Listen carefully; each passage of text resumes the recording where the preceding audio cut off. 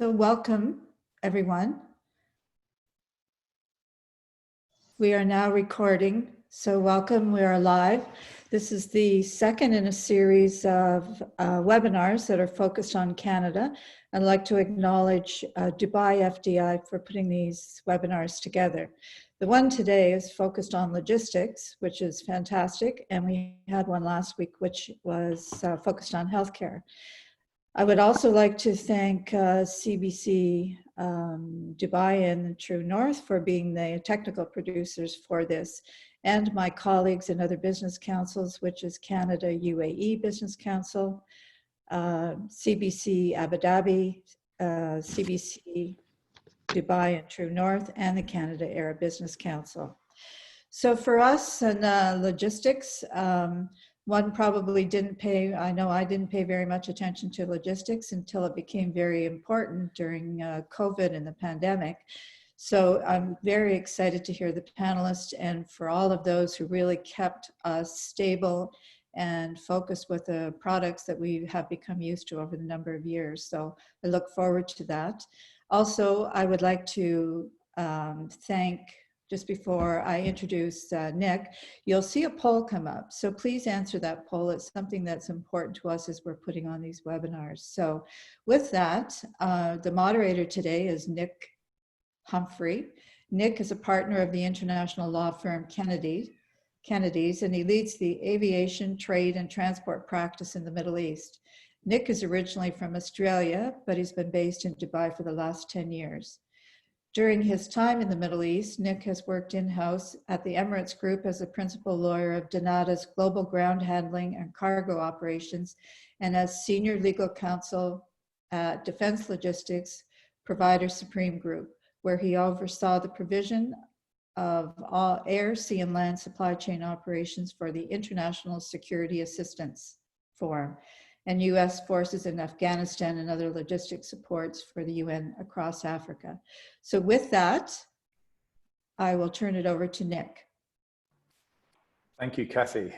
And good morning to those waking up in Canada, and for those in Dubai and the Middle East in this warm and balmy afternoon, welcome. Now, logistics is something that is in my blood, and it's a passion.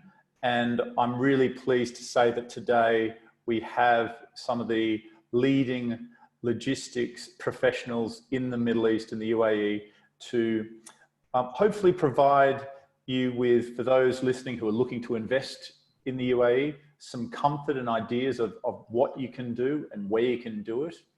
And also to give you an idea of the positive things, notwithstanding these challenging times everyone talks about, but the positive things that are happening in the UAE.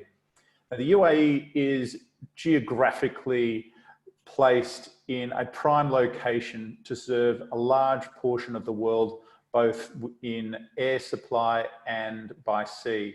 It's got some of the best world-class port facilities. Its airlines are well known, its airports are well known, and as our speakers will also outline, the logistics infrastructure is exceptional and world-class. Now, one of the things that the UAE does aim to be is world-class, and not only in infrastructure, but also ease of doing business, the creation of free zones, which have their own legal systems to give investors comfort about the mysteries of the Middle East legal systems. And the leadership of the UAE are always looking at ways to provide as much comfort for international investors. And if we've seen the news over the weekend and the incredible diplomatic strides that have been made with the bilateral agreement between the UAE and Israel, it just goes to serve how the UAE is serving the Middle East on this path. And as an investor, there's lots of opportunities here. Now, today we've got, as I've mentioned, a number of speakers from the key logistics providers and free zones. One thing is, I'm going to be very militant about the timing. So to those speakers on the line, be warned, I will give you a 10-minute warning. When that 10-minute warning goes, I'm going to give you 2 minutes, and then I'll be courteously interrupting you because we've got quite a large program to get through today.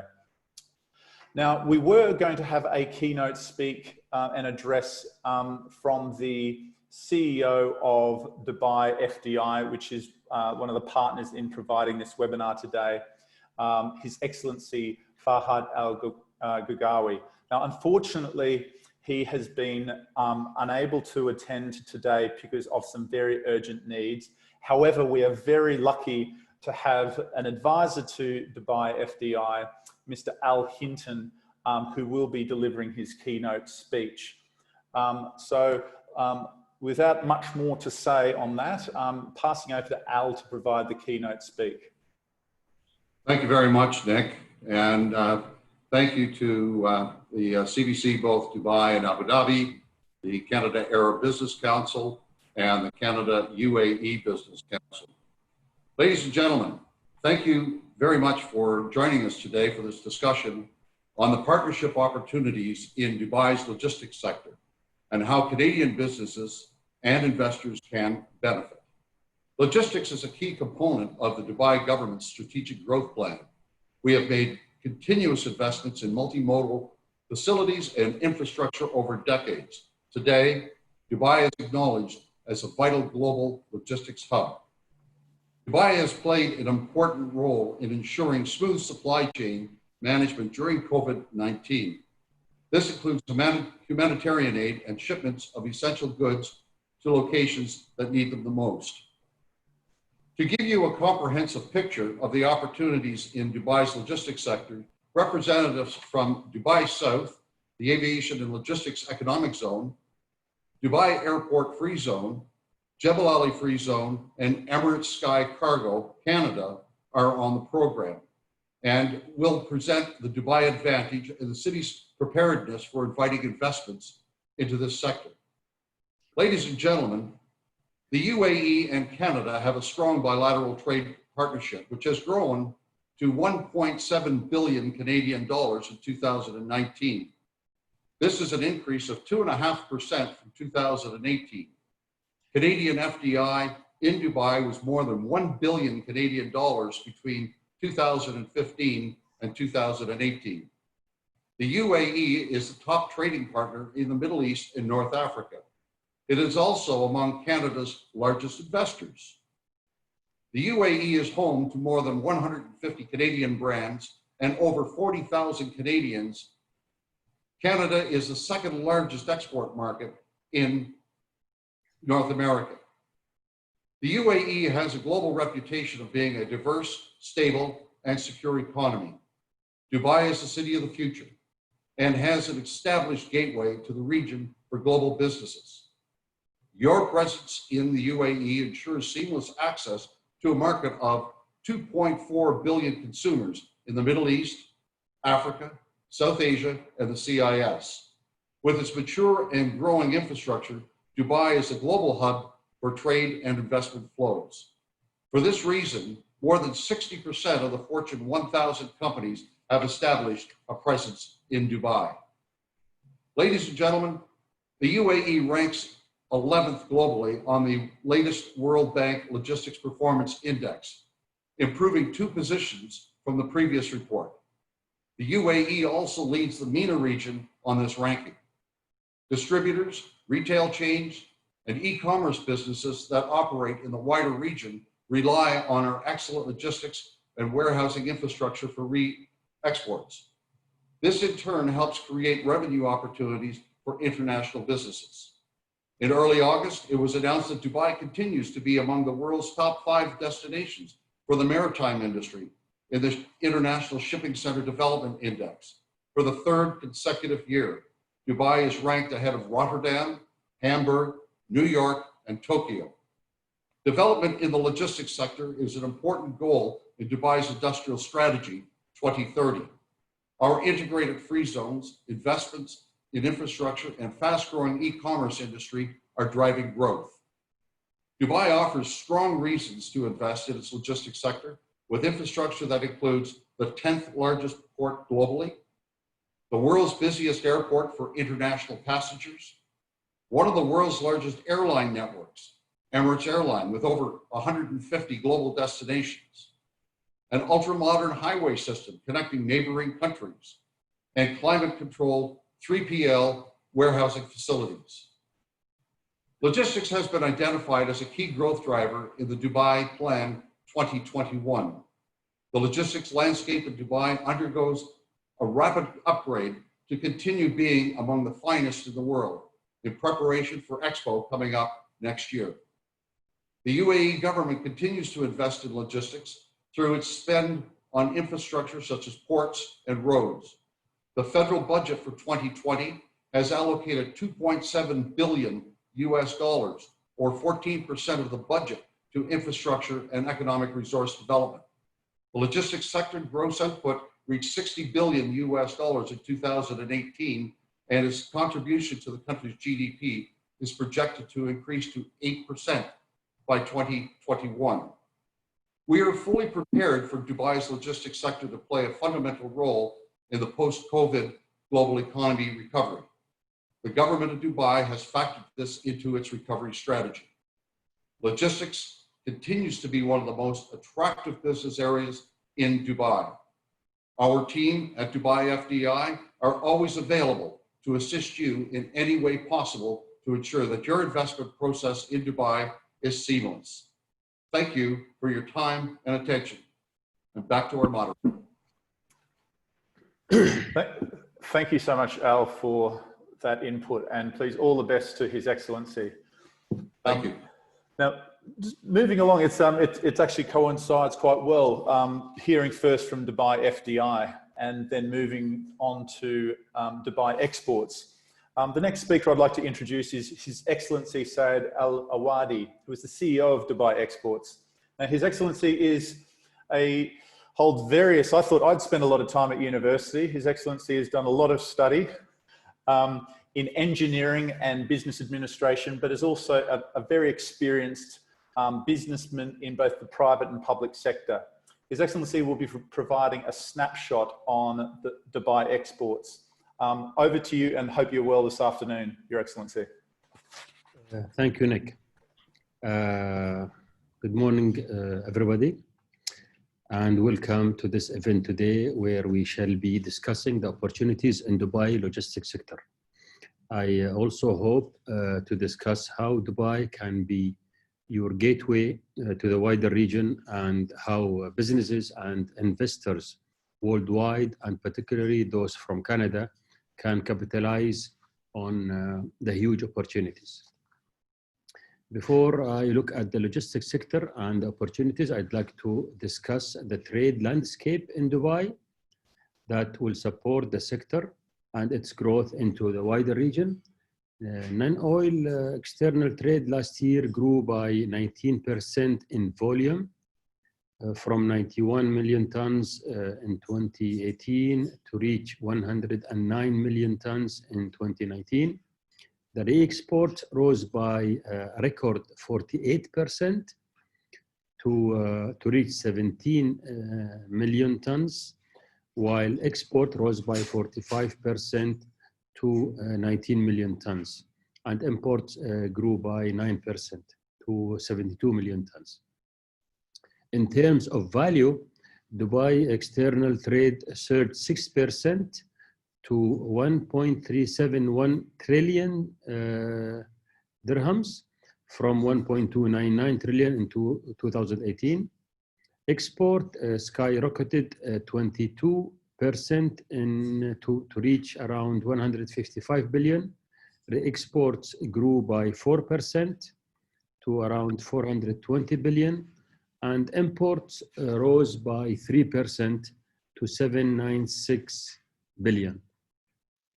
The highest traded commodity by value in 2019 was gold, jewelry, and diamond, which contributed to 370 billion and a growth of 7% from 2018.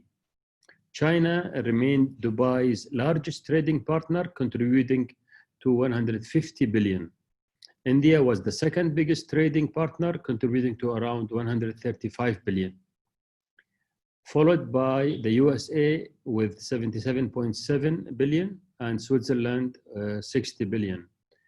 By 2025, Dubai is targeting to reach 2 trillion dirhams of trade and has established a cross-governmental team to make this happen.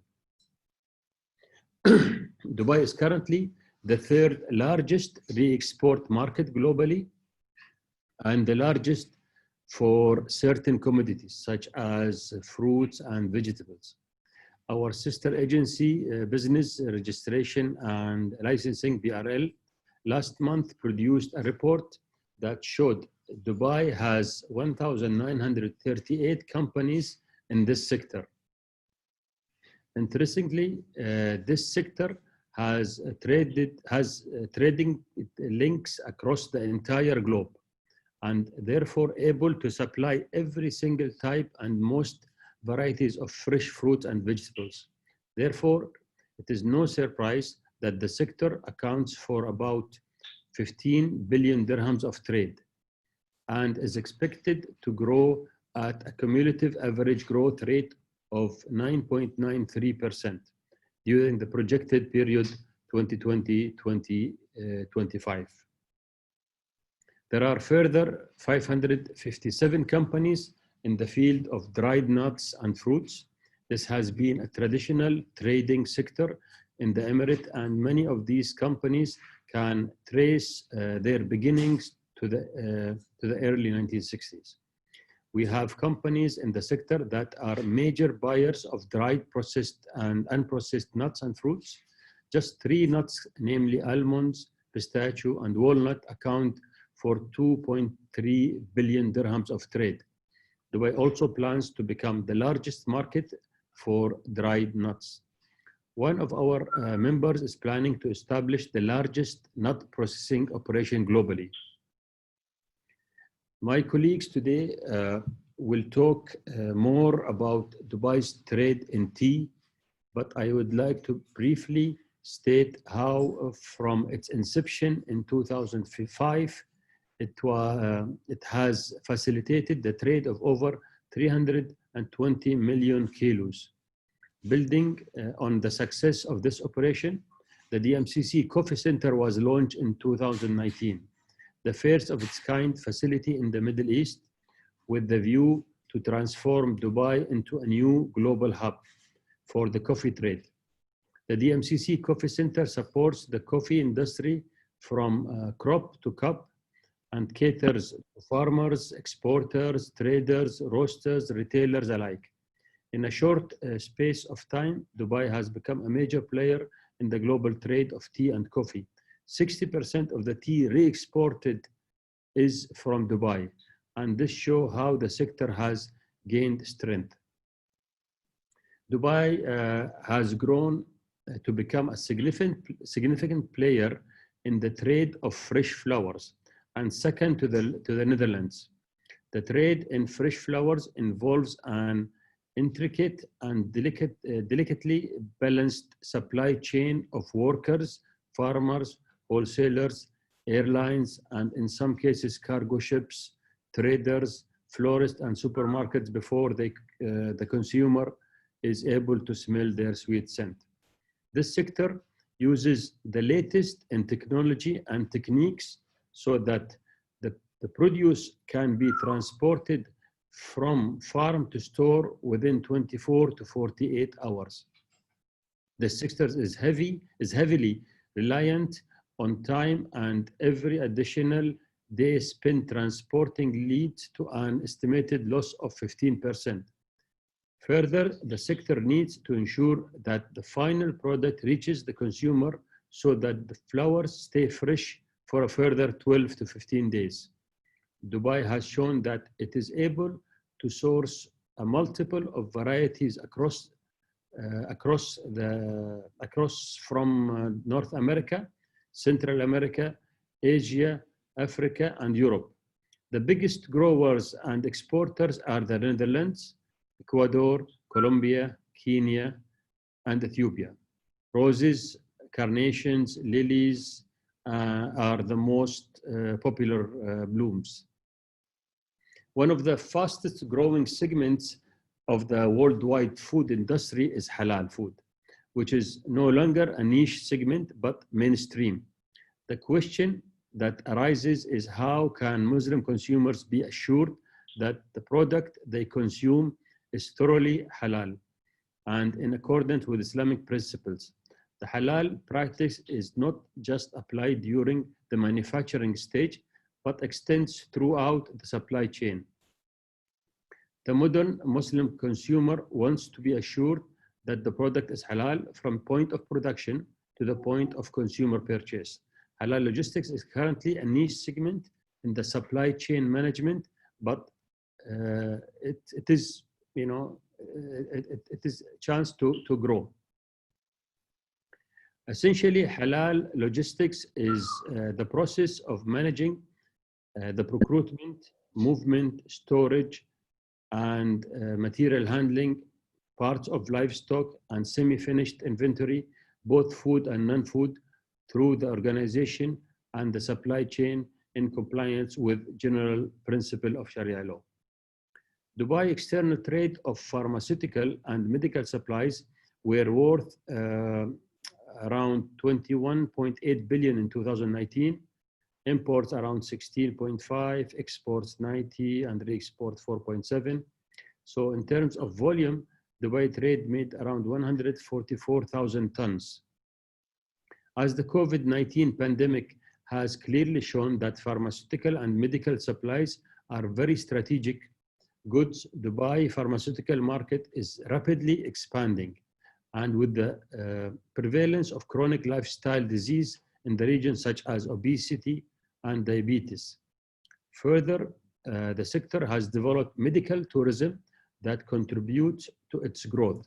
At present, the UAE imports between 80% and 85% of its pharmaceutical products, with an 8.2% growth per year.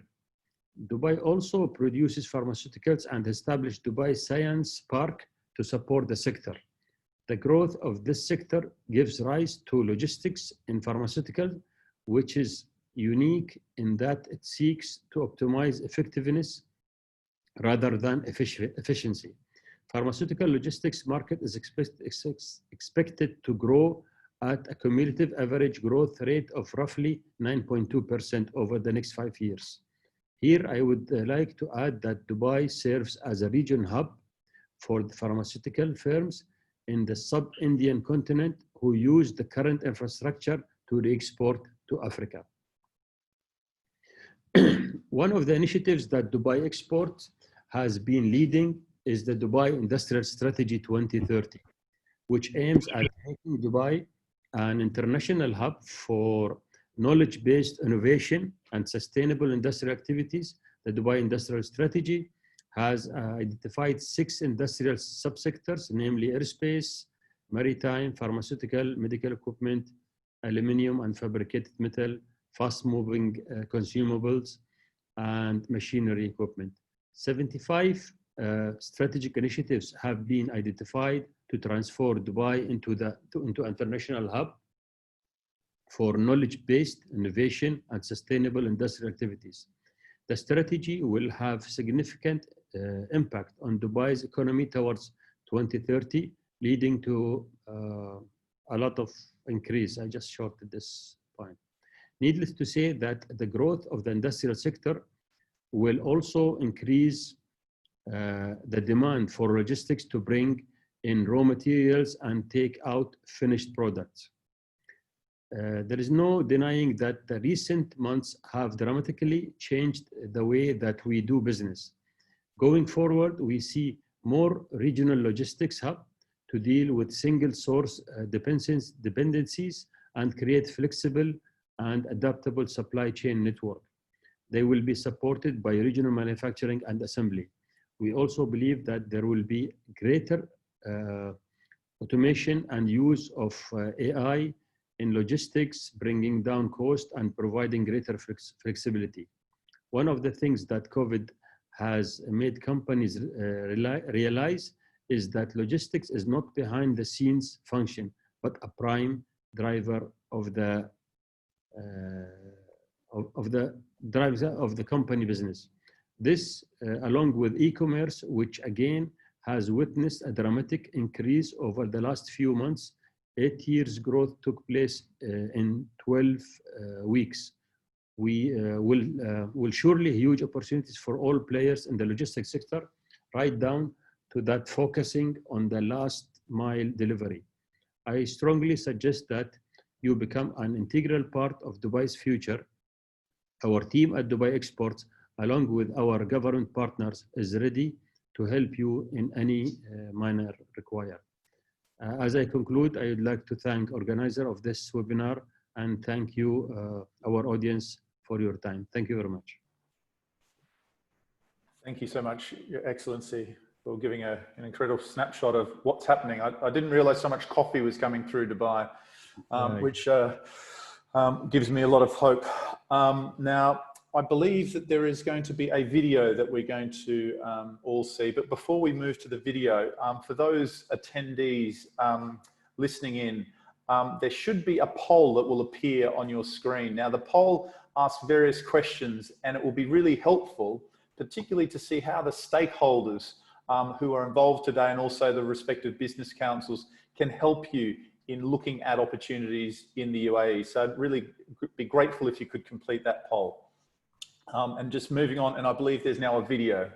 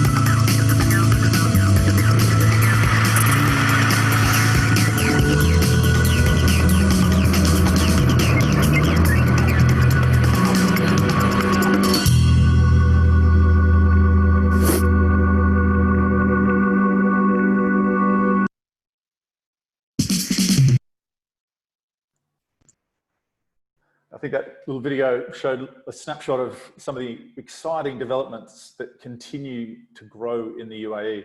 Now we're moving on to the technical side of the program now, where you're going to hear from representatives from a number of the free zones and also other stakeholders who can support your business opportunities in the UAE.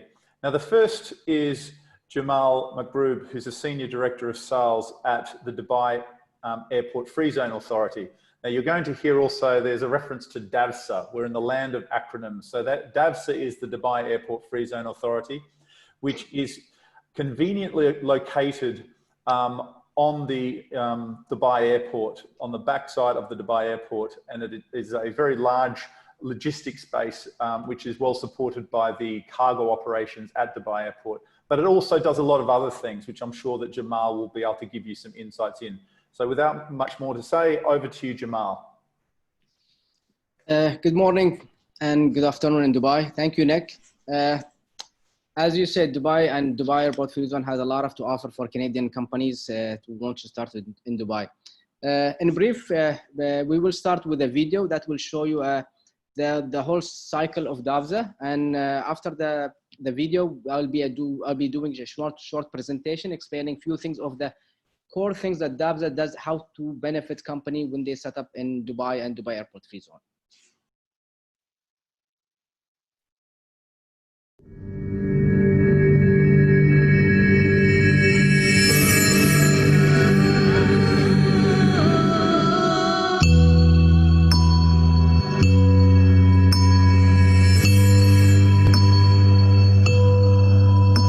We use time. We buy time. We chase it. We shape and measure it. Because time shifts. It races, it flies, it runs in seconds and minutes, in lifetimes, and in centuries. Because we know that this essential commodity is critical to individuals and business strategies, molding fortunes and destinies and history. This businessman is known as an inveterate trader and a veteran of futures. He is a man who measures everything from money, rewards, profit, to even risk. But above all, he scrutinizes time, analyzing the impact of its effectiveness. He arrives in the heart of Dubai looking to expand in a new territory, to grow a new business. He discovers the epicenter of commerce, the crossroads of 3 continents, in a market with access to a 1.8 billion population. He needs a place to grow and a place to harness the unlocked power of time. Dubai Airport Free Zone is strategically positioned to do just this, close to the Dubai International Airport, with more than 150 airlines connecting over 220 destinations across 6 continents. There is easy access to logistics and cargo handling facilities for all import and export needs.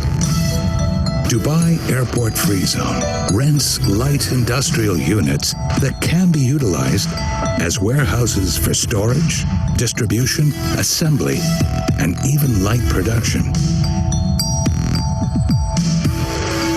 Creativity, dedication, entrepreneurship, ingenuity, and technical innovation have all come together in a state-of-the-art business park, offering world-class infrastructure and professional facilities.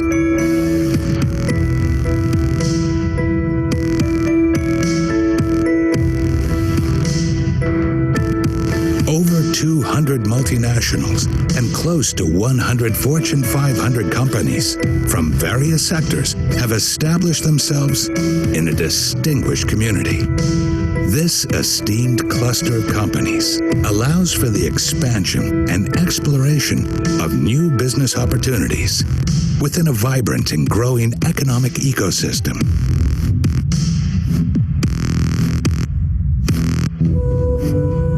This free zone also promises excellent investment incentives and tax exemptions.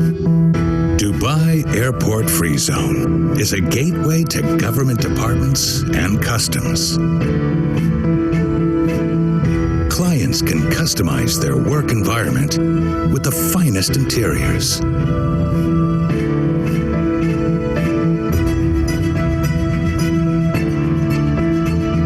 Dubai Airport Free Zone provides clients a one-stop shop, embracing all setup and administration services. For a man who is a master of efficiency and who upholds rigorous standards of excellence, being in the right place will give him the critical advantage and the freedom to achieve his goals. Because to be at Dubai Airport Free Zone is to be in one of the top free zones in the world, where he is free to grow.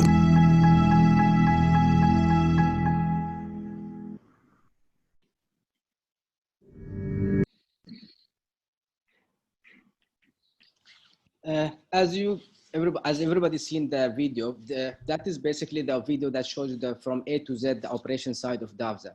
But what really matters in JAFZA, it's the partnership. As you can see, partnership for business growth. We have taken the responsibility in JAFZA that bringing the companies not just for the sake of let them stay in Dubai. It was basically the growth objective behind it. Next, please. So we will consider you as a partner, and when you come from overseas, so JAFZA will be your partner in the region. JAFZA will connect you to the MENA region businesses in terms of, because that's the objective why you came to the MENA region, why you came to Dubai. Flying from Canada to Dubai to grow your business, and from Dubai you wanted to explore your business to the MENA region. That's why JAFZA is the right partnership. So the core thing in JAFZA basically is being with you at step by step to growth and watch your business grow along the side of it, no matter what economic situation happens in between, whether it's a COVID-19, we will look at situation, whether it's economic, but definitely we will we'll look at the partnership and the growth of your business with us in JAFZA. Next, please. So when we say MENA, it's basically your access to a MENA region of 160 countries. That's around this area that will help you to grow. Now, definitely depends on your product and your business model. We will look at it, we'll study it, we'll give you a research, and from there we'll take you to the right connection of the business. Next, please. So when we do business in JAFZA, when we receive companies, we like advisors to the companies. Basically, we will advise them on the cost of living in Dubai, the company, how they can hire staff, what is their salary cap in UAE, what nationality they can hire, and doing business. You're coming from overseas, so you want to know what's kind of business behavior is happening in this region and how you should act when it comes into this region. You will be mixing with Indian people, with Arab people, with the African people. So how the business happens there. So the business behavior is very important when we do business here. Next, please. So when after the company set up, definitely there is a lot of work that will happen. Can you go back, please? Yes. These are the things that we will help you we will connect you with the trade buyer information, with the MENA market intelligence. We will advise you in the local exhibition. We will advise you in the publication that you need to look at to see at the MENA region networking opportunities that we do, trade seminars, inwards, exhibitions, a lot of things that will help you to do those things. Next, please. So, and also in JAFZA, what we do is we do networking event between JAFZA tenants that you can expose your business within the region, within the community itself. So introduction to business councils, introduction to government bodies such as Dubai Export or Dubai FDI or Dubai Chamber will help you a lot to grow your business. And those connections is very important for you when we do that with you guys. Next, please. These are some pictures to show you how the events happens in JAFZA, networking event between companies, networking events between sport activities. So we are with you along the journey. So we'll help you with a lot of activities that we can support you with to grow your business. And us, we don't look at the business side of it. We look at also the lifestyle of it. So you can see there is a football team, there's a golf tournament, dinner, gala dinner, just to enjoy your time. Next, please. These are some of the companies that have taken JAFZA at a platform that they grow their business from Dubai to the MENA region. Next, please. In a nutshell, basically, JAFZA will be your right partner when you come. And like I said, you will be given the opportunity to grow your business with our support in JAFZA. Thank you so much. Thank you, Jamal. That was exceptional timing, I must say. You just came under the 10-minute mark. Now, I believe that there's going to be some time after all the presentations for some questions, and hopefully you'll be around to answer some of those questions. And I do invite those listening to please post some questions if you do have them, and I'll try to get, depending on the number of questions, I'll try to get as many of those across to the speakers to give you an informed view on your investment decisions. So thank you so much, Jamal. Thank you. Now moving from JAFZA across to Dubai South. Now Dubai South is well, our speaker, Mohsen Ahmed, who's the CEO of logistics at Dubai South, can probably give a better snapshot than I can. But Dubai South itself is one of the largest developments in Dubai by land size. And as part of that development, which is located near the Dubai World Central Airport, also known as Al Maktoum Airport, is an incredibly large logistics center, which is supporting logistics customers of all sizes. And without much more to do, I hand it over to Mohsen Ahmed from Dubai South. Good morning, ladies and gentlemen.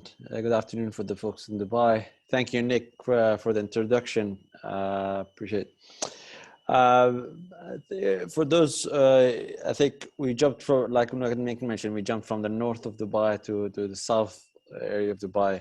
And I'm here just basically to give you sort of a briefing about the logistics in sort of Dubai South. But I think before we start, logistics has always played a sort of a main role as sort of in the economy of Dubai, from first of its inceptions being sort of for the dhows, and then of course the aviation, and then you have the Jebel Ali seaport, and the list goes on. When it came to a sort of a regional hub, logistics played always a sort of a major role in the logistics. Next, please. Yeah, I think when we look at the logistics industry in UAE, I think my colleague shed some light on them, but it's quite a lot of the focus in Dubai. That percentage compared to GDP is roughly about 13 to 14%. But when you come to UAE, it looks logistics sector is somewhere about 8% of the economy. We're expecting growth in the and then predominantly with various sectors of e-commerce and trading are still playing a major role in that. And I think after the COVID-19 sort of pandemic, if things like near sourcing or people avoiding to have a more secure supply chain, might be storing or distribution centers that are closer to the customers, that could have even further potential growth in the logistics sector when it comes to here. I think what enabled is sort of the visionary from our leadership that established Dubai to become the one of the hub, and also benefiting from the geographical location of where it is, and how within sort of that 4-hour radius you connect to 1/3 of the world's population, and then if you go to sort of an 8-hour, you're almost 2/3 of the world's population serving out of Dubai. DP World and Emirates Airline have significantly contributed to sort of that success. Infrastructure, I'll shed a light on that earlier about how the logistics index has positioned Dubai still number one in the region, and continuing to improve with various government initiatives. Next, please.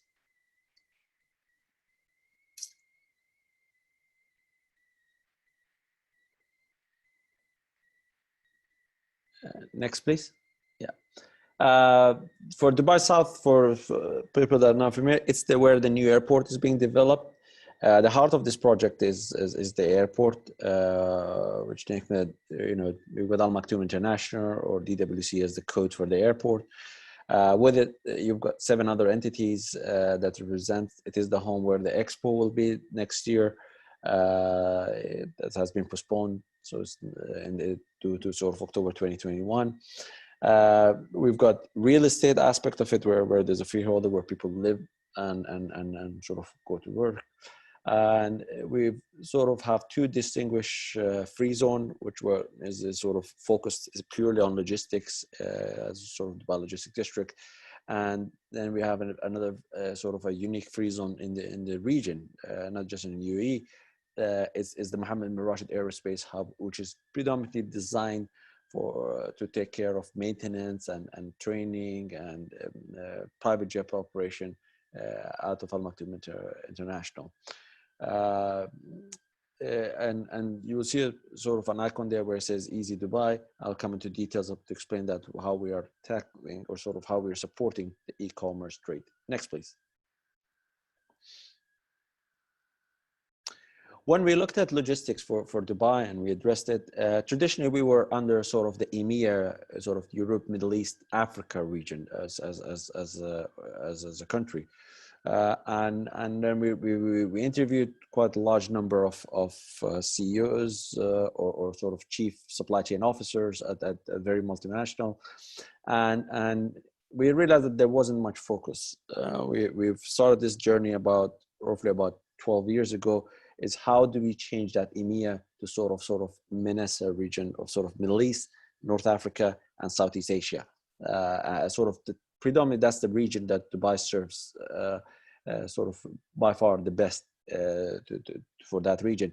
And with that sort of study, we found out also some sectors that Dubai can benefit. So if you're into fashion, life science, perishable, IT, telecom, of course, e-commerce, and critical spare parts, it makes a lot of sense considering the network that has been established. From our side, and I'm trying to avoid any sales pitch, but from our side, to enable this, we've developed sort of the pictures you see in the bottom, facilities that cater for these sectors, being it fashion or e-commerce or spare part, so that the investor have that easy. They don't have to worry about capital expenditure, soon come and set up. Now, the setup at the free zone, more or less, I think my colleague Adil mentioned earlier about this. We've got a very highly digitalized online system. The setup is quite easy. Most of the free zones are actually all of them are quite welcoming when it comes to investor, and this sort of the setup is probably very easy for either individuals, middle SMEs, or even to big corporates. Next, please. What was also unique when we did this project of sort of Dubai South, or for people don't realize that when the Jebel Ali port started in the sort of mid-70s, Dubai always planned for a future airport. Now the size of it was a lot less, and then what we have shared earlier, that's about 145 square kilometer. But when they did this vision in the mid-70s, it was somewhere about 60 to 70 square kilometer facility to be designed as the Jebel Ali airport.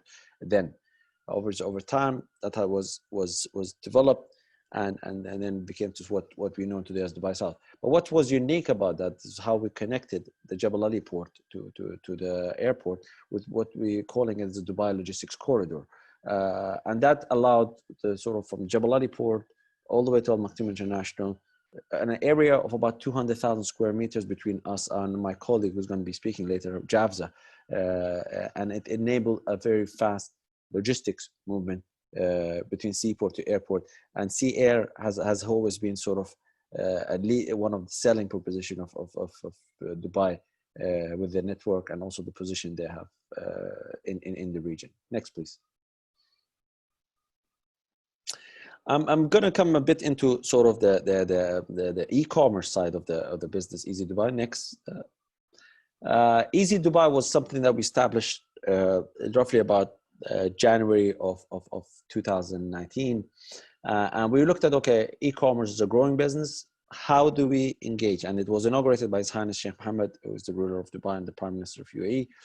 And we looked at, okay, well, we did purpose-built e-commerce. So people like Amazon and Noon and various other players who are benefiting from some of these purpose-built e-commerce. And we are now catering for more startups and sort of smaller players to come in, and we're addressing that need. Of course, the multimodal, which I spoke about earlier, we try to make cost efficient because that's the end of the day, people are buying in sort of this platform and to make it sort of more cost efficient. And we're looking at addressing the sustainability from how do we reduce the number, the last mile, doing the efficiency. And the last but not least is we looked at the regulations, how we can streamline it. And luckily there was a strategy issued in September last year about the e-commerce strategy. Next, please. The zone in the overall map, it's part of the logistics district. It's roughly about a square kilometer. Which has been developed. Next, please. What's unique about this sort of setup that we, and for those who are familiar with Dubai, the free zone started back in 1985. It was a gated community, nothing much changed. What's unique about this setup is we're doing a free zone and non-free zone under one umbrella. And what that enables is for easy flow of goods. You operate under the free zone or sort of the customs bonded area and benefit from the free zone, and yet you can serve the local market all under the same roof and to avoid sort of dual setup. Next, please. And this is just an illustration of how that unique proposition works. And we have actually tested, is in operational. Some of the companies have already. So the zone has come in operational just over a year and a half after it was inaugurated, and things are moving. There are a few bits and pieces on the regulation that we're working on just to make sure that but I think what projects like these and others that are serving the logistics sector, it showed a huge benefit when it came during the pandemic of how Dubai responded, not only for the UAE market, but I think for the greater region. I mean, it's an enlightened. I was at the coffee center that Saad Al-Awad, His Excellency, mentioned earlier about that yesterday, and it showed that how we supplied coffee to the region out of Dubai, considering that as sort of a unique positioning of how that and because there was actually shortage from the supply because of the sort of the logistics constraint that the world has seen. I think this is my last slide. Next, please. This is the last slide. It's just a list of the companies that are available or sort of have taken Dubai South out there. For those who are not familiar, I mean, I'm sure Amazon, most of you are not, but Noon is a sort of similarity to Amazon. It's a marketplace for e-commerce. That's a very general marketplace, similar to, but if you're into sort of baby product, First Cry is a company that was based out of India, decided to come out of India on an e-commerce platform, and they set up they're set up in Dubai. And Sharaf DG was a sort of bricks and mortar and moved into the digital world, and so they became an omni-channel setup and a marketplace on e-commerce. And I think the rest of the logos in there, they speak for themselves of who they are and what they represent. I'll leave it the floor for the rest of my colleague, and also leave sort of questions for the future.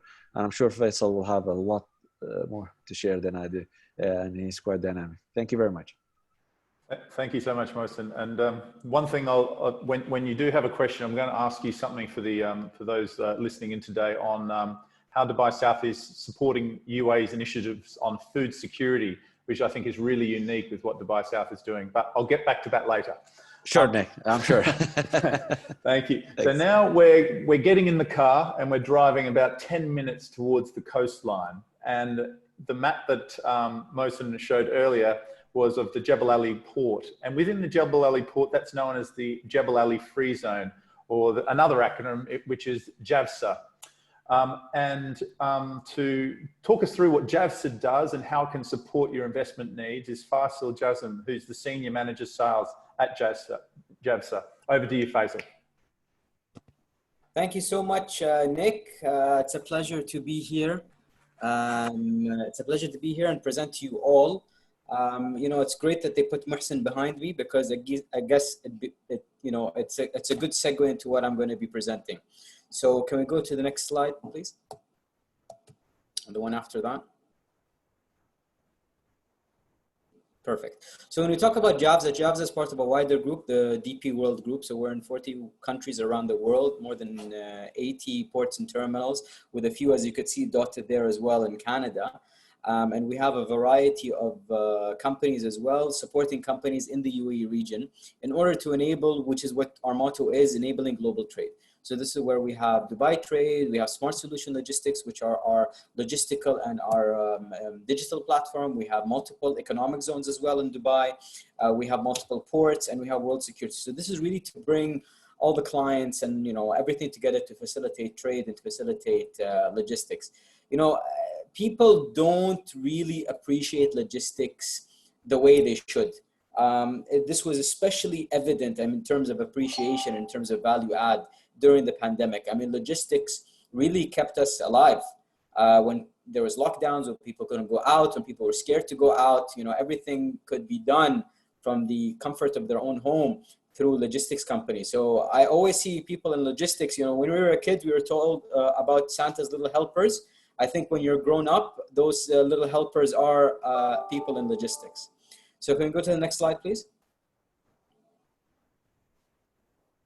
All right, so in terms of JAFZA, and I think my colleagues have already touched on this, in terms of JAFZA, in terms of Dubai, we're really well situated. Dubai, think of Dubai as really the Hong Kong for the wider regions, Hong Kong to South Asia, Hong Kong to, Africa. We're really the gateway to the wider region. We have so many companies that service the wider region from Dubai, and because of our, world-class logistical platform, they don't need to go and reinvent the wheel in each country they go to. They can just establish it with us in Dubai, and especially in JAFZA, and just service the overall region from here. In fact, I was talking to Al before and was telling him that we have a Canadian company that deals in polymers and oil and gas that is seriously thinking of relocating their operations to Dubai and managing their global logistics out of Dubai just to benefit from economies of scale, etc. And because of the logistical platform that we have, this is something that we can definitely offer them. Next slide, please. All right, so when we talk about JAFZA, when we talk about the port, this is really our capability. So the Jebel Ali port is the 10th largest port in the world. We have the capacity to handle 22 million containers, and I'm talking and various other types of cargo. So obviously container traffic, general cargo, ro-ro, liquid bulk, break bulk, lo-lo, wo-wo, whatever OO you can think about, we can handle here in the Jebel Ali port. Our port is a deep water port, so that's very important, especially to you in logistics, which is why, all the major shipping lines do call Jebel Ali as their port of call. And this is why we are a major, player in the logistics and in the port field around the world. And a lot of feeder operations as well feed into here. So we also, as DP World, finished the purchase of Uniqlo, which is, I believe, a Korean feeder operation. We have Unifeeder as well in Europe. And this is where we're trying to really, if you saw on the first slide, our string of pearls around the world. That's really what we're trying to do with our ports in terms of logistics. Now, in terms of the economic zone, we have more than 9,000 companies across our 4 economic zones. Obviously, JAFZA being the lion's share of that, we have more than 7,500 companies here. We employ more than 155,000 people, and we did approximately $100 billion of trade. So we're quite a large player with regard to that. But obviously, the reason people come here, quite frankly, is because of logistics. It's the backbone of what we do. And really, it's the backbone of any company that deals any sort of physical good. Their logistics has to be sound, or else they really go under. Again, in terms of logistics, we have so many, we have more than 390 logistics companies set up over here with large logistical operations. Even if you guys are thinking of coming in, you can start up very small. In fact, just before our meeting now, I sent an approval for a company that wanted to do freight forwarding and shipping line agency services, but they're doing it from a small office, and they're outsourcing, the back-end logistics to our sister logistical entity. So again, you can do the whole product suite with us over here. Next slide, please. All right, so when we talk about JAFZA, as you can see, the upside down F, the monkey wrench, is the Jebel Ali port. We have Jebel Ali North, Jebel Ali South, and Muhsin was also talking about the airport. So that entire area is custom bounded. That means you have access to the seaport, you have access to 2 major highways, which is the land port, you have access to the airport. And if you see that little centipede, the little snakes and ladders on the side, that is a rail terminal that we are in the process of rolling out, hopefully, within the next 5 years or so. So you also have access to rail, which will feed in hopefully to the rest of the GCC through Saudi Arabia and Oman. So it's a very interesting proposition. As per our knowledge, there's no proposition that exists like this in the world, where you have access to all these major, multimodal logistical outlets, all within a custom bounded area. So it's fantastic. You get a call from, a shipment that needs something to be, flown out by the airport, or something that needs to be shipped out. Again, this could work because you don't need to clear customs. You don't need to do any of that, the red tape and the paperwork. Next slide, please. All right, so in terms of JAFZA, we have a one-stop shop model where all relevant government departments and functions are, not only do they have presences online, but 99% of the services can be done online. So that means, and this was especially relevant during the pandemic, where we registered companies remotely, where people cleared customs, where they renewed their, their trade licenses, applied for visas, even paid their electricity bills. Everything could be done online. So work and business didn't stop, but just people could do it from the comfort of their homes wearing pajamas. So again, it really it's a great pull factor for us, because that means that you sitting in the comfort of your home in Canada or in your offices in Canada can manage your business out of Dubai and the rest of the world. Next slide, please. Okay, next slide. So in terms of our logistical capabilities, as I was mentioning, we have more than 390 logistics companies in JAFZA from 31 countries. As you can see, these are some of the largest logistic players that we have. The logistic industry houses approximately 3.8 million square meters in JAFZA. So again, they are really the backbone of JAFZA. A lot of companies that come here, you know, it's in this day and age, honestly, if COVID taught us anything, it's lean businesses, and you know, you outsource as much as you can. And I tell clients this all the time: outsource your logistics when you first start up to a logistical company. You know, in Arabic we say "atal khubz al-khabbaza," which means give the dough to the baker. So if you're not that 100% sure on logistics, outsource it to a logistics company. They can do it for you, and you focus on your more on your core business. Next slide, please. Okay, so in terms of the trade between JAFZA and Canada, it has been on the up and up and has been picking up. So that's something we're very proud of. We have more than 120 Canadian companies in JAFZA that employ more than 1,000 people. And you can see the industries that are divided up to there. Again, as you could see, there are many industries that, I mean, all the industries that I can see there require logistical support. You know, I heard a comment, I think yesterday, about companies being a bit intimidated, thinking that we are only looking at the large Fortune 500s or the multinational companies. In all honesty, the vast majority of our companies here are small and medium-sized companies and even startups. With any healthy economy, with any healthy cluster, with any healthy really economic zone, they are the majority of the client base. So don't think that you are too small. Don't think that you are too, you know, that you're irrelevant in any way. If you have any sort of, you know, any sort of desire to establish your business in this part of the world, I say go for it. Not only me as Faisal, but everybody here on the call and everybody presenting, we're here to help you. As long as you come to Dubai, we're all winners at the end of the day. Next slide, please. Okay, so in terms, next slide. Okay, so in terms of the ports and terminals, now again, because this is a logistical group, I know this is very important for you to know this and for you to communicate as well to your clients. So we really have the whole product suite. You know, our port, again, is across 4 terminals with the capacity to handle 22 million containers, in addition to a variety of other, you know, cargo with the, you know, storage facilities, temperature controlled, and more than 150, you know, global destinations that we frequently service. So again, you want to reach the world, you don't have to go further than Dubai and JAFZA. Next slide, please. All right, so in terms of multimodal connectivity, again, as I mentioned, you know, we have sea, air, land, and digital, the digital infrastructure through Dubai Trade. Again, we have the capacity to handle 22 million containers. Last year, we handled 14 million containers. Nick, I know I'm coming down to time, so I'm gonna try to wrap it up. I see you getting agitated. We are as well connected to the Al Maktoum International Airport, which Muhsin touched on, and as well Dubai International. I think I have a colleague of mine from Emirates, and I'm going to have him speak about the air cargo and how Emirates became the largest air cargo operator during the COVID situation. And we're connected to more than 16,000 kilometers of road network. Next slide, please. All right, again, the digital, you know, our investment in the port is only matched by our investment in the digital infrastructure, which, you know, Dubai Trade has been fantastic. It's our digital backbone. You're connected to banks, you're connected to hauling companies, you're connected to logistical companies, the customs, electricity, everything. Everything can be done online on Dubai Trade, and we're aiming to have it at 100% soon. So again, you can manage your business out of Dubai without you physically being here. But again, we would love to have you here and, you know, come by, and, you know, we're looking forward to it. Next slide, please.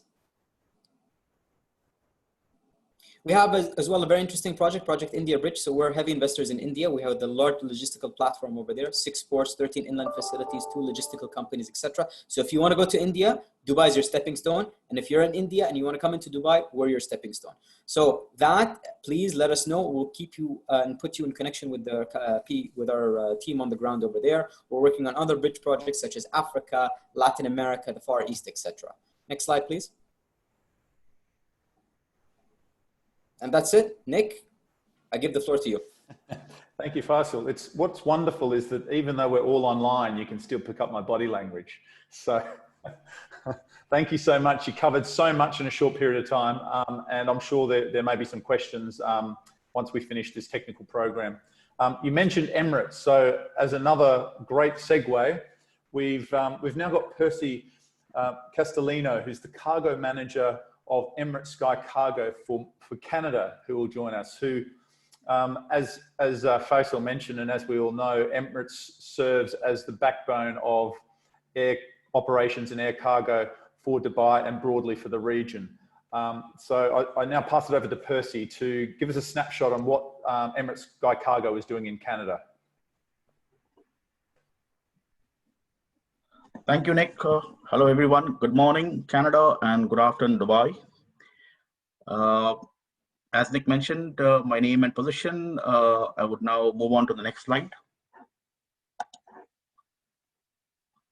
So a little bit about Emirates, our early days. Established by Emirate Decree in 1985, we launched our first flight in the same year on 25th of October. We have since become a world-class award-winning airline. Our airline began operations with 2 wet-leased aircrafts, an Airbus 300 and a Boeing 737, providing services to India and Pakistan, namely Mumbai and Karachi. Within the first year, we acquired our first fully owned aircraft, a Boeing 727. Also established in 1985 was Sky Cargo as the air freight division for Emirates. We are the largest international cargo airline in the world. We connect the world's supply chain to Emirates Sky Central, our hub operations at Dubai International Airport, DXB, and Dubai World Center, DWC. Next, please.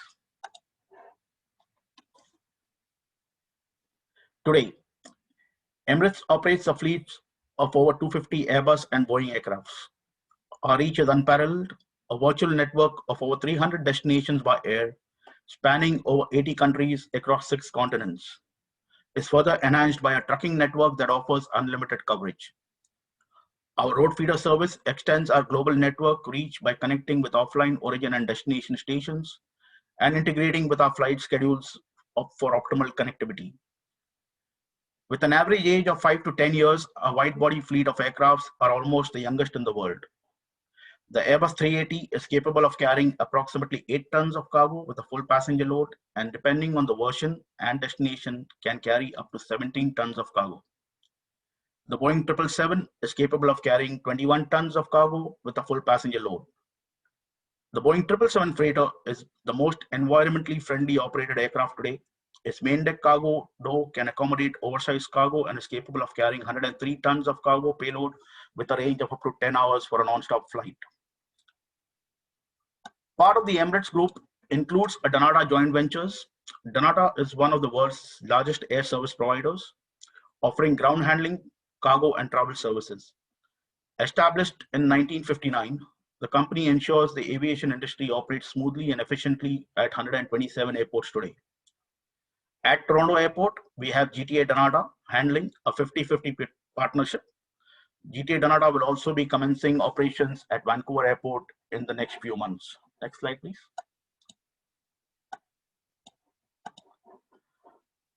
Our hub strengths. With Dubai Airport located in the center of the world, we have a geographical advantage to serve major international trade regions quickly and efficiently. With a global reach of over 155 destinations across 6 continents, we are able to cater to 2/3 of the world's population in just 6 to 8 hours each. Strategically located, our Emirates Sky Central facilities are perfectly positioned in close proximity to ports, airports, and infrastructure in Dubai to facilitate the smooth flow of transit cargo. A dual airport air cargo hub handles over 8,000 shipments per day and 2.5 million tons of cargo per year, with the state-of-the-art handling equipment and a 24/7 active hub operations. Our multi-hub Emirates Sky Central facility in Dubai is linked by a 24/7 bonded trucking corridor that ensures transfer of cargo between DWC and DXB. Cargo transfers between the multi-hub is quick, seamless, and secure. Our fleet of all wide-body aircraft caters for a diverse range of cargo commodities and offers intermodal capabilities without having to worry about connections to final destinations. Next, please.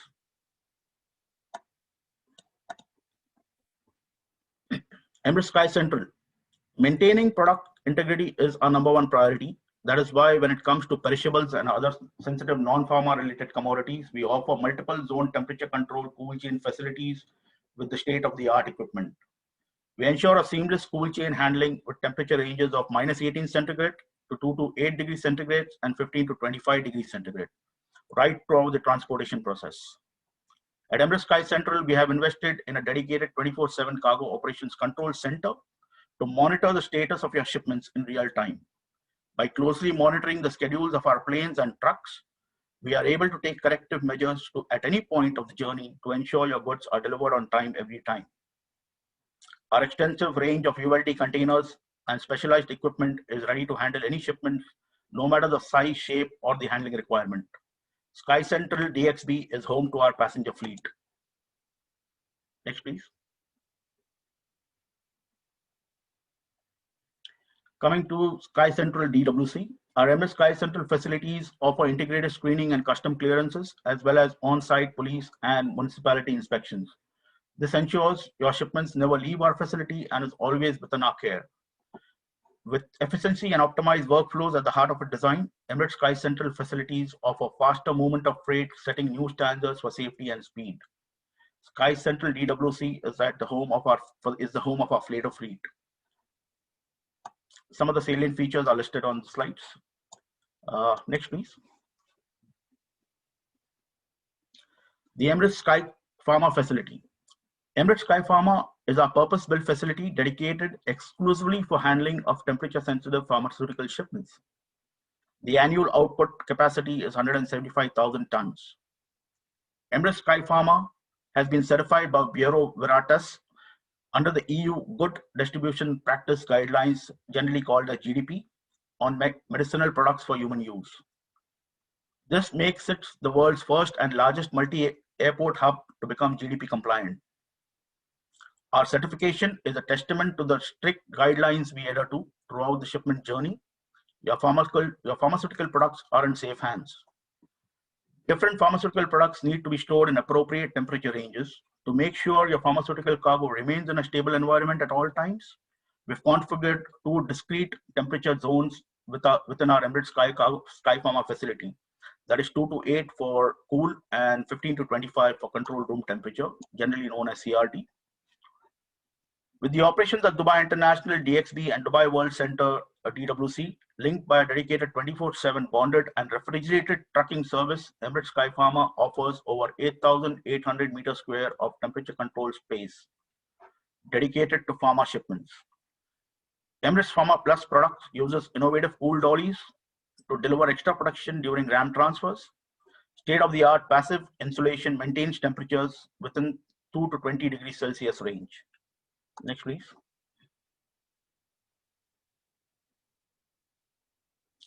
Our products. With over 3 decades of experience under our belt, we have since expanded our business. Our ongoing commitment to innovation has allowed us to continuously increase our cargo capacity and develop specialized products that meets the growing needs of our customers. The top export market for Canada are Dubai, with commodities such as medical equipment, computer equipment, and meat products, followed by Sydney in Australia, which is again pharmaceuticals, oil field equipments, and then followed by Saudi Arabia, Dammam, and Jeddah, which is pharma and oil field equipment again. The top import markets into Canada are from Colombo, Sri Lanka, with commodities such as perishables, fish, vegetables, fruits. From Trivandrum in India, again, it's perishables, fish, vegetables, and fruits. And from Hanoi, it's electronics and garments. Next, please. The interesting times now. Business during COVID times. As we venture through these unprecedented difficult times of the pandemic, there is still uncertainty in the industry, with lockdowns affecting supply chain disruptions and fall in overall cargo demand. Between April and June 2020, Emirates Sky Cargo has facilitated the movement of essential commodities and other supplies for individual consumers and businesses across the world by operating more than 10,000 cargo flights. These flights were a mix of scheduled, ad hoc, and charter operations. Starting just over 35 destinations at the end of March 2020, Emirates Sky Cargo has expanded its current network to over 114 scheduled cargo destinations across the world for the month of August 2020. Emirates has introduced additional cargo capacity by using Boeing 777's 300 passenger aircrafts with transporting cargo on seats and seats removed from the economy class cabin.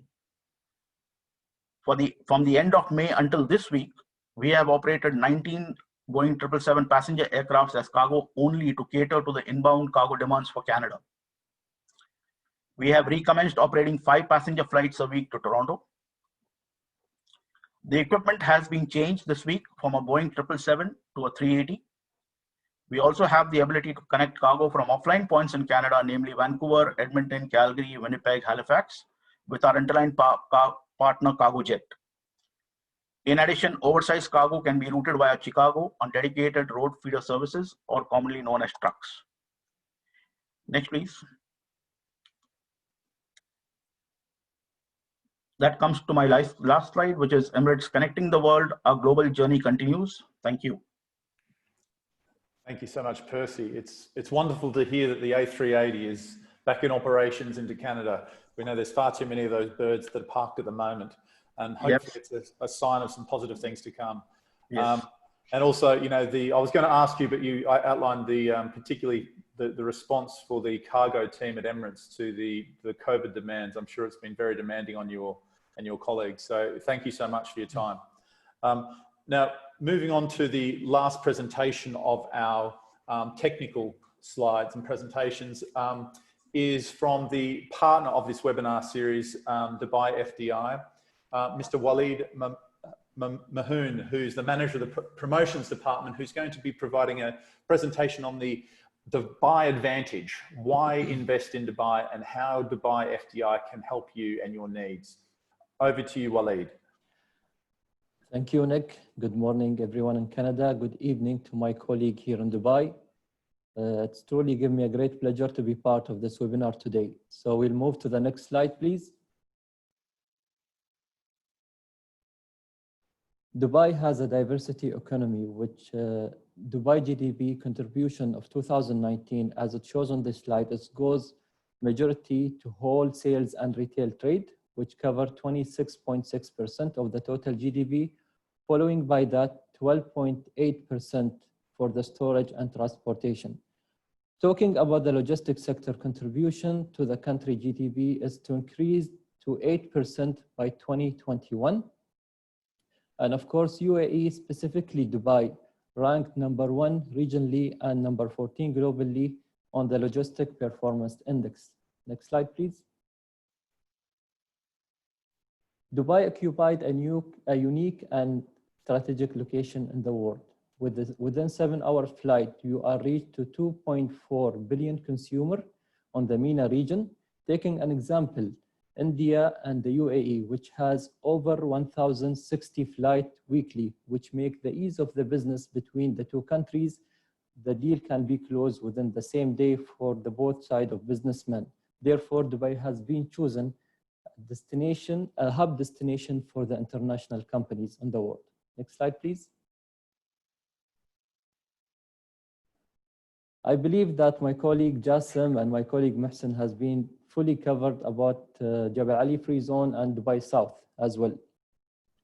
Just give a small snapshot about both free zones. 19.3 million tons has been the capacity of Jebel Ali Free Zone in 2018.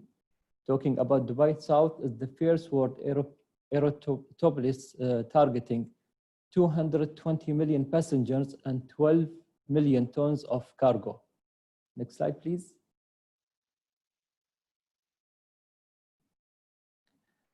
The air freight market in Dubai expand annual growth of 4.8% over 2017 and till 2021. 3 million tons air freight moved through Dubai International Airport and Al Maktoum Airport in 2019.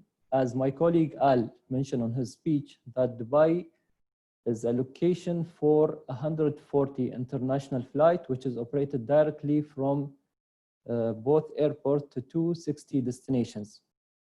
Over 8,000 flights go through Dubai airports on a weekly basis.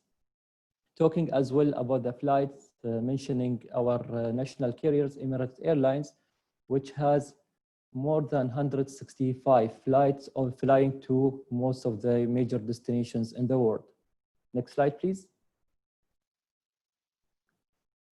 We are gearing up to host the Expo 2020, which has been postponed due to COVID-19 to next year, which will take place the 1st of October 2021 through 31st of March 2022. It's the first expo in the world, will be taking place on the Minasa region. We are aiming to target 25 million visitors.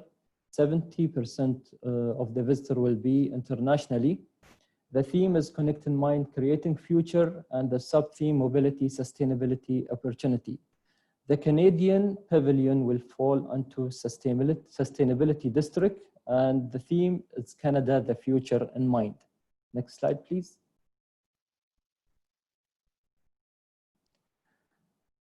As mentioned at the beginning of my colleague's speech, that Dubai is the busiest, has been ranked the #1 busiest airport in the world.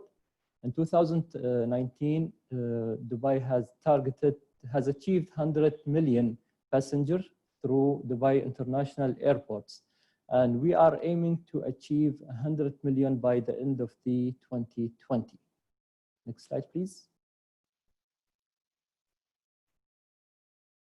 This just give you the snapshot of the trade hub and the number of the achievement on the trade hub in Dubai, as shows 373.3.2 billion, the achievement on 2019, and the first quarter of 2020, 87.9 US billion. Next slide, please.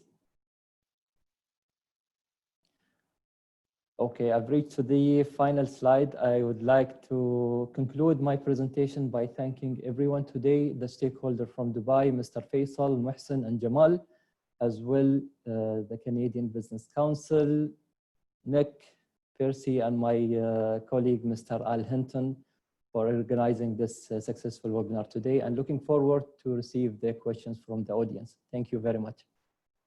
Thank you, Waleed. Whilst you're there, I might as well keep you for a couple of questions. Sure. And we can start the Q&A there. I guess for the audience, they've heard from a number of the free zones, Dubai Export and Dubai FDI. Could you just give an indication of how does Dubai FDI, for example, how do you help people looking to invest in the UAE and liaise with the free zones? You know, what is your job in doing that? Well, as perspective of Dubai FDI, we are the connecting, let's say, the connection and the advisor for the investor to connect them with the free zones based on the requirement. So I would say we are #1 stop for the investor before we connect them to the different free zones. Let's take an example, since we are talking today about the logistic, we targeting the companies who are potentially to come and expand their business in Dubai. We play the role of the advisory for them, and based on their requirement, we connect them to the free zones. Okay, not only that, once they get the all the information from the free zone, we met the investors again, give our feedbacks on which is suitable for their business to expand on the region here in Dubai. Okay, that's very helpful to understand. So what I might actually do is then pass over to a question for Jamal at JAFZA.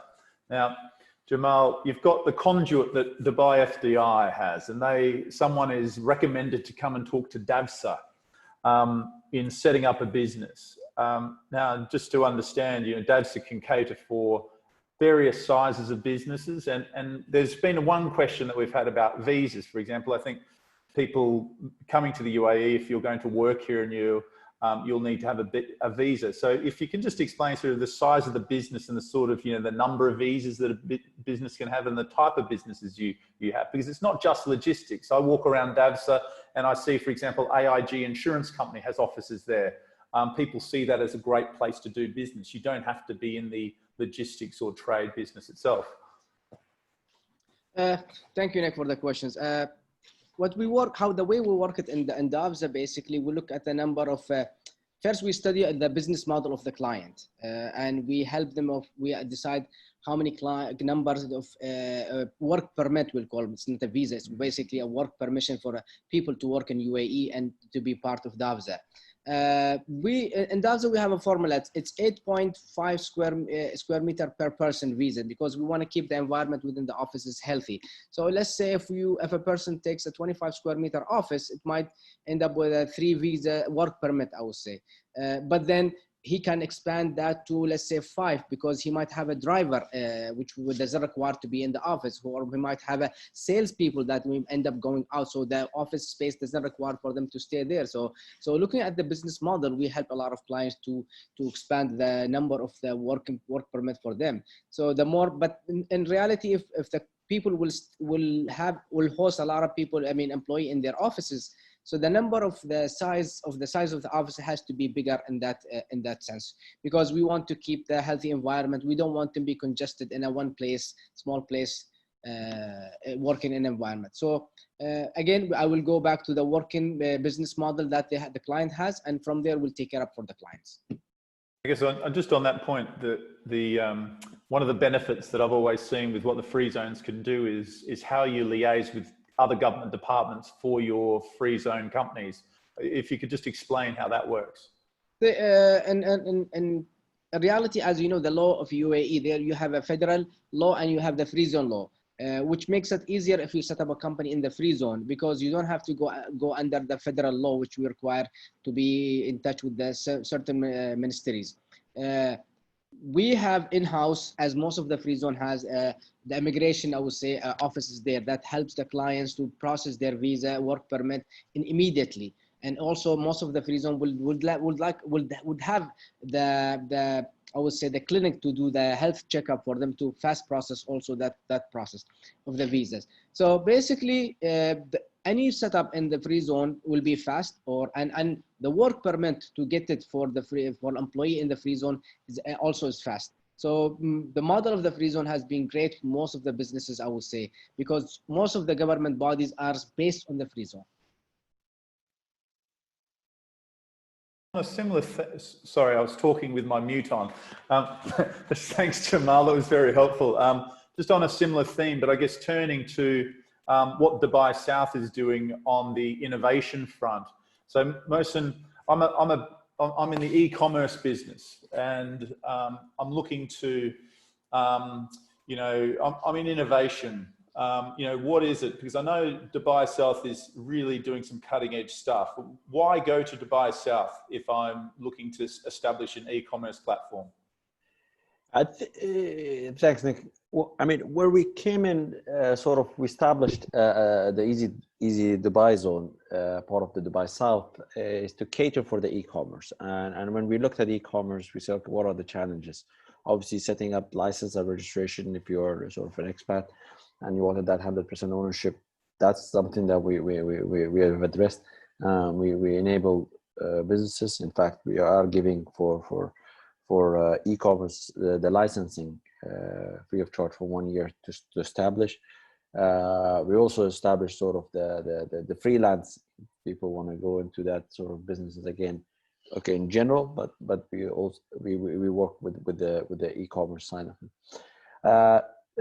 And I mentioned in my presentation earlier that we provide the sort of the right facilities. Now, what we did through the Dubai Free Zone Council was we had to change some legislation, some laws, some regulations, and that I think was important for that sector to grow. Today, yes, we Amazon has been. I don't think they need the regulation because they have their own setup, but of course that certainly helped. But you can see new players coming into the market and taking advantage of this. I think I was sort of honored when we inaugurated this in January 2019 and presented to His Highness, was we told them that there are challenges, and we saw the support right away from our leadership, that if there are challenges and it's there for the business, let's go and change it. And when we certainly, that was said, we worked with the Free Zone Council, and the Dubai Free Zone sort of Dubai e-commerce strategy was sort of announced September 2019, and both the like customs, our ministries, our sort of like the post office, they're all collaborating to get to that sort of solutions for that. And we've seen a lot of, even from Far East, I think we talk usually about the sort of the Far East companies moving into that domain, predominantly because even, you know, the sort of the setup. Now, okay, we've created an Easy Dubai. It's very much focused on there. I think our colleagues in JAFZA have the Commerce City that they're developing. I think they're looking at 2021 or sort of early 2022 to come on board. And so there is quite a lot that's been happening at the moment. Okay, excellent. Thanks, Mohsen. I think particularly in the COVID times, we've seen, you know, a lot of us working from home and the rise of e-commerce. And I know there's lots of people looking for opportunities in that realm. And then I'll just, you know, I won't let everyone off the hook on questions, Faisal. One thing, you know, as an investor, and I think one benefit that Dubai has, the UAE has, is it's a very simplified tax and customs structure. You know, be interested to know, you know, for example, how is it that, you know, dealing with a free zone, you know, if you're selling things onshore in Dubai, you will have customs issues. You know, how would I come to you? Would you be able to help me if I had needs in respect of customs and other you know, duties and whatever as a free zone authority? Perfect. So I think when we talk about free zones, especially a free zone like JAFZA, there is an element of it that is international, which is probably the majority of it. And then there is an element, obviously, that's for the local market. Now, again, for the international or the non-local market, obviously being a gated free zones means you're not subject to VAT and you're not subject to customs within the custom bounded areas. So that makes it very convenient if you wanted to service the overall region.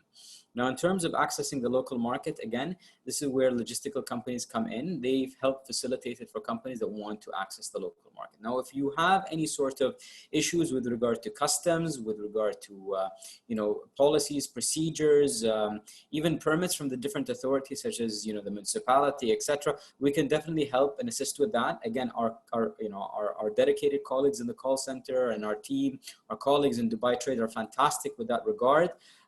We try, as I mentioned, 99% of the services are done online. So we try to really help facilitate that. And we're in constant dialogue with our colleagues in customs, with our colleagues from municipality, and you know, with our local colleagues to see how we can continuously, you know, streamline, upgrade, and make efficient the process. I mean, this morning alone, I had a meeting with colleagues from the different government entities relating to the automotive sector. The automotive sector, for example, is a huge industry for us. We wanted to see how better we can serve them and how we can go forward. We had colleagues from customs, we had colleagues from the DED, we had colleagues from the municipality, all on that call.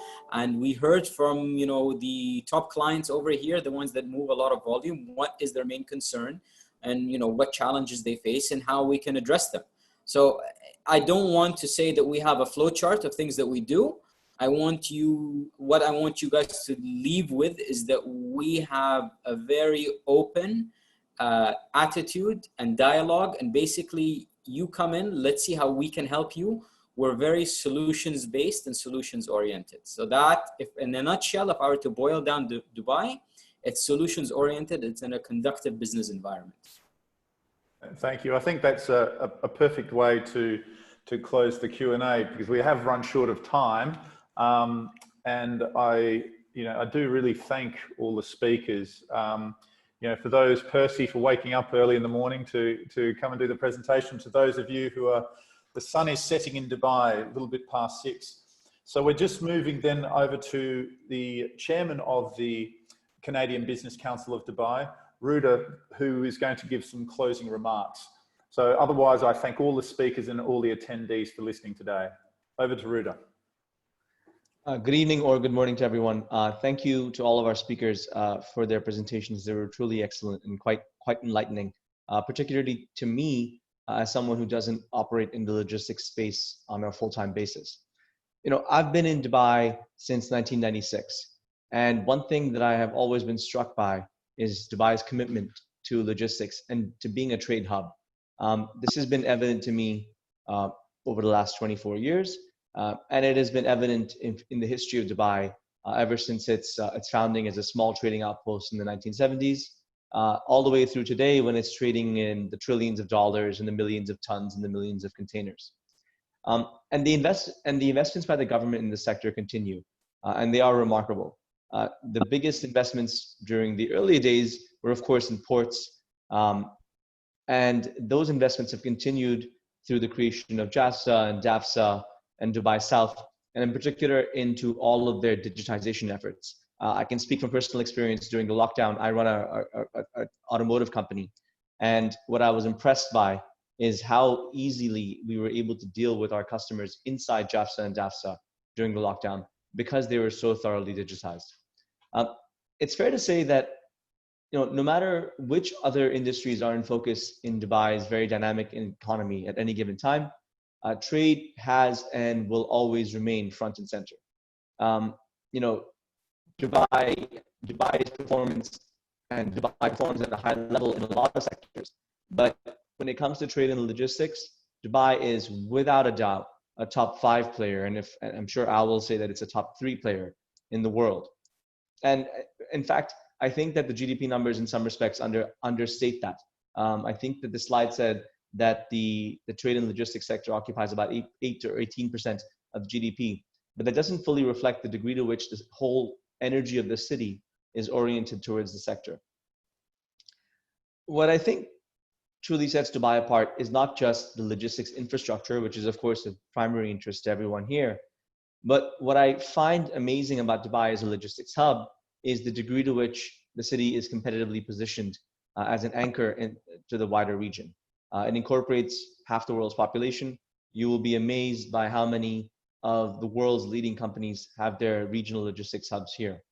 And that hasn't gone unnoticed back home in Canada either. I think DP World's role as a global magnifier of Dubai's influence in the sector is pretty self-evident. And I think Emirates' investment in the sector, with a particular focus on trading between Canada and the UAE, will certainly be positive. This must be the reason underlying why there are over 120 Canadian companies in JAFZA. I'm also confident that these efforts will be bolstered in due time as the G2G relationship between the UAE and Canada warms up as well. And it seems like this is something that's in focus, and it's definitely heading in the right direction. Sorry. A long time ago in a previous career, I was a part of a team that undertook a major research project focused on Canadian competitiveness, which is now called the Center for the Future of Canada, which is a fantastically grandiose name. The numbers are a bit dated, but I think it's worth talking about. What struck me during my research was that even though Canadian SMEs accounted for about 95% of job growth in the country, only 13% of Canadian SMEs participated in global value chains.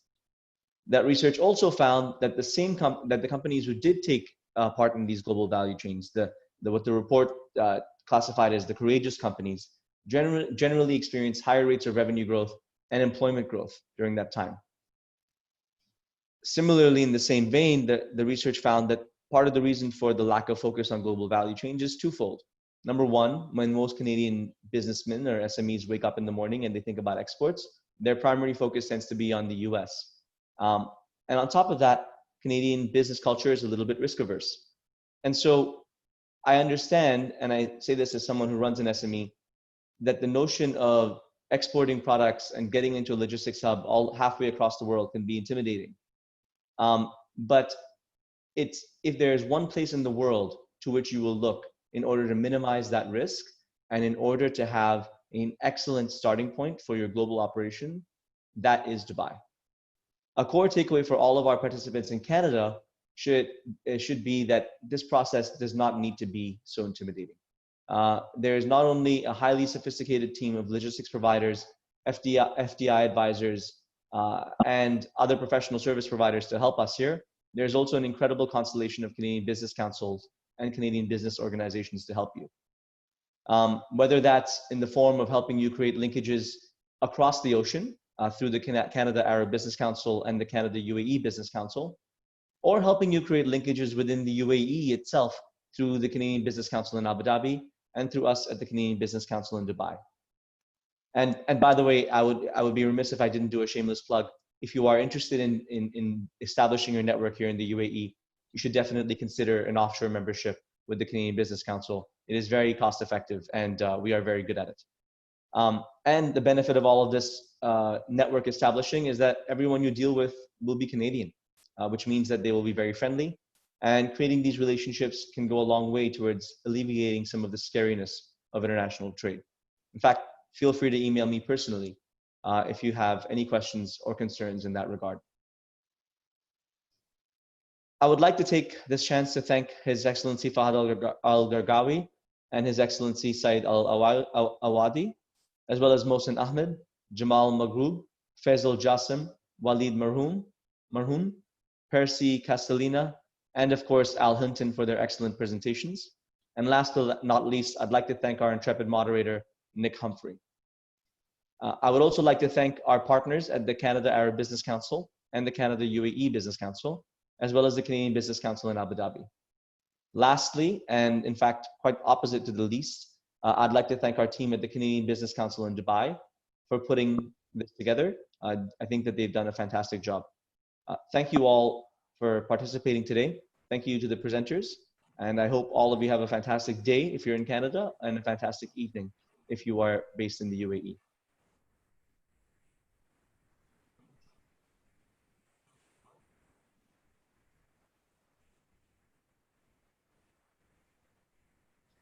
And with that, I think we can close this presentation. Nick, if there's anything else, if there's nothing else. No, that's it for me. I think we're all ready to have dinner and go to bed on this side of the world. So have a great day in Canada and good night to everyone in Dubai. Thank you very much, Nick, and thank you, fellow panelists. Take care. Thank you, everybody. Thank you. Bye-bye. Bye. Bye.